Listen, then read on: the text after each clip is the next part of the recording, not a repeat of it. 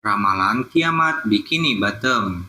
Dalam episode ini, SpongeBob terobsesi membuat patung batu raksasa dirinya agar angin yang melaluinya menciptakan siulan musik.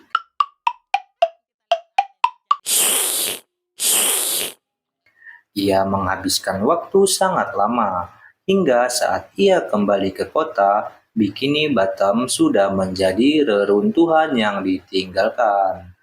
Teori yang beredar, episode ini adalah menuju akhir zaman.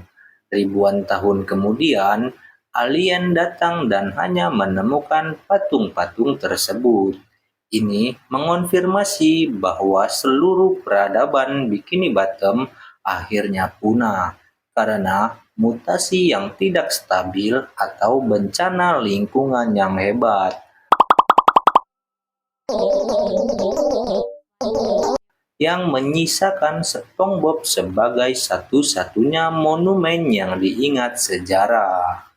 Teror arwah korban radiasi. Squidward mengarang cerita tentang Slinging Slasher, koki yang kehilangan tangannya dan diganti dengan spatula, lalu tewas tertabrak bus. Namun, di akhir episode, sosok itu benar-benar muncul dari kegelapan. Teori yang beredar, sosok ini bukan sekedar lelucon. Dia mewakili trauma para pekerja di masa lalu, sebelum Bikini Bottom menjadi kota modern. Dalam teori nuklir, sosok yang cacat dan mengerikan ini dianggap sebagai mutan generasi pertama yang gagal bertahan hidup, dan kini menghantui tempat-tempat yang masih memuja uang, seperti Krusty Krab. Realitas paralel yang tragis. Plankton menggunakan mesin untuk bertukar nasib dengan Mr. Krabs.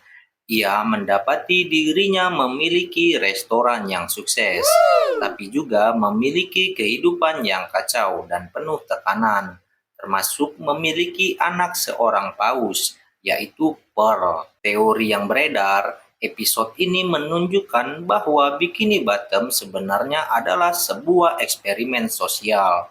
Karakter-karakter di sana terjebak dalam peran yang sudah ditentukan oleh kekuatan besar. Mungkin penelitinya manusia.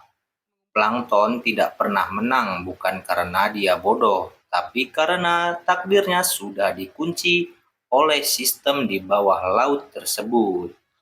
Manifestasi kerusakan otak.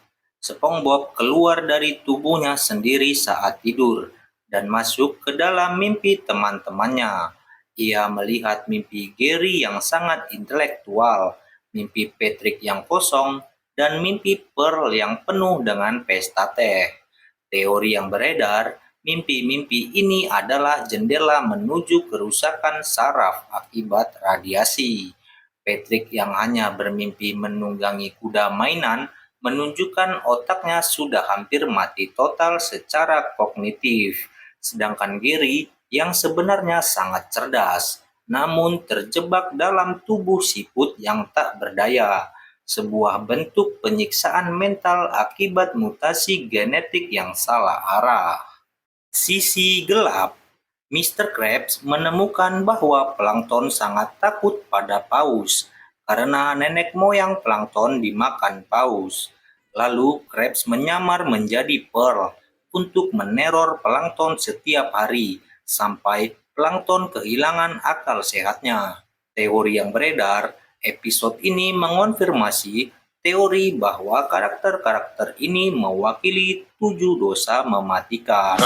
Mr. Krabs adalah keserakahan yang sangat murni hingga ia tidak lagi peduli pada nyawa orang lain.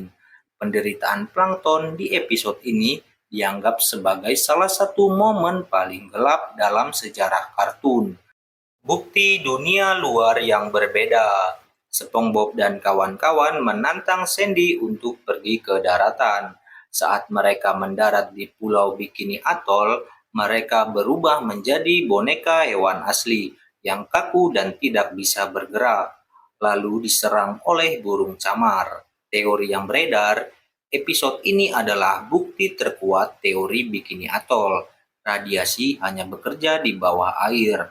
Begitu mereka keluar dari zona air yang terkontaminasi, efek mutasi kehidupan itu hilang.